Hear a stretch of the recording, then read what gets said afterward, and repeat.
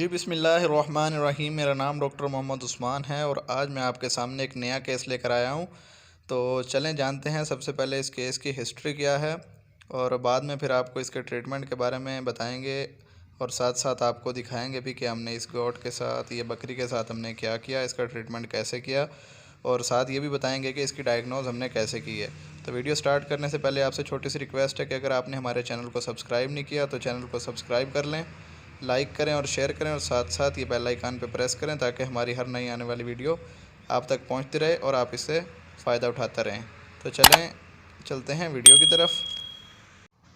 तो जैसा कि व्यूअर्स आप देख रहे हैं, हमने इसको स्टोमक ट्यूब क्रॉस की हुई है। स्टोमक ट्यूब क्रॉस करने का तरीका भी मैं आपको बताऊंगा और साथ साथ सिखाऊंगा भी ये आप कैसे ख़ुद क्रॉस कर सकते हैं। और ये बहुत ही यूनिक और बहुत ही अच्छा तरीका है कि जानवर को इंस्टेंट यानी कि फ़ौरन तरीके से रिलीफ पहुंचाने का। तो जैसे आप देख रहे हैं, मैं एक पाइप लिया हुआ है। मैंने पाइप थोड़ा सा सख्त है, मतलब कि इससे अगर नरम पाइप होगा तो वो क्रॉस नहीं होगा। ये स्टोमक ट्यूब आपने जस्ट इसकी ज़ुबान पे रख के सीधा इसको नीचे की तरफ पुश करते जाना है आहिस्ता आहिस्ता।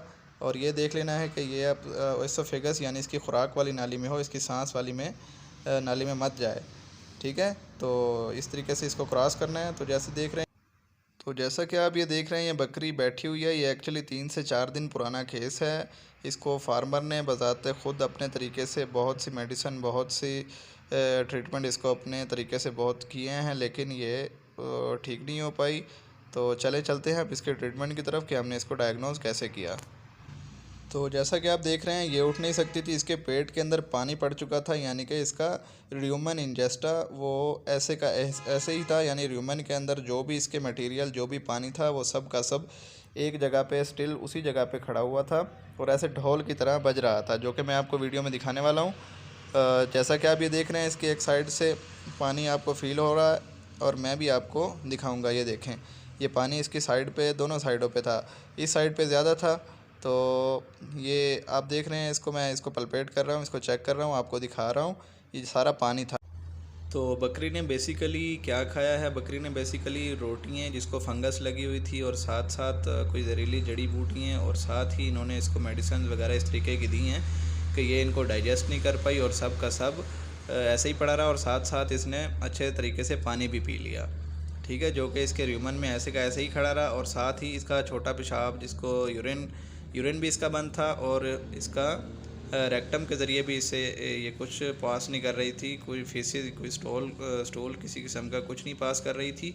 तो चलें इसके ट्रीटमेंट पर बात करते हैं। हमने इसको सबसे पहले इसी बिना पर डायग्नोज किया है कि इसने कार्बोहाइड्रेट यानी कि इसने रोटियां खाई हैं और फिर पानी पिया है और कुछ जहरीली जड़ी बूटियाँ इसने खाई हैं। तो ये बेसिकली एक लैक्टिक एसिडोसिस का केस था। ठीक है, इसमें इसके र्यूमन की पीएच चेंज हो जाती है, तो जानवर अपना या चारा या खुराक जो भी उसने खाई है उसको हज़म नहीं कर पाता, तो वो उसके र्यूमन में ऐसे के ऐसे ही पड़ी रह जाती है। ठीक है, तो ये बहुत अच्छा मेथड है।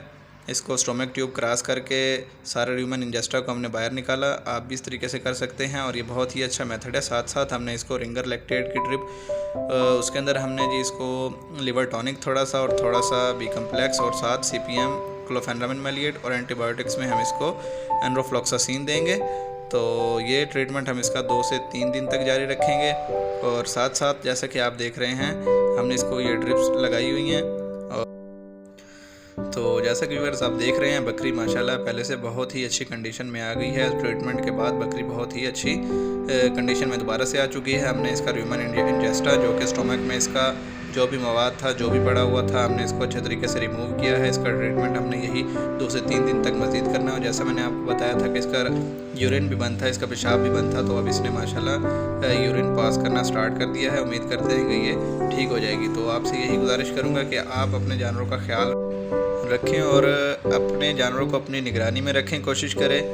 तो उम्मीद करता हूं कि आपको इस वीडियो से फ़ायदा हुआ होगा, आपको कुछ ना कुछ इससे आगाही मिली होगी। तो इंशाल्लाह तब तक के लिए मिलते रहेंगे नेक्स्ट वीडियो में। अपना ख्याल रखिएगा, अपने जानवरों का ख्याल रखिएगा।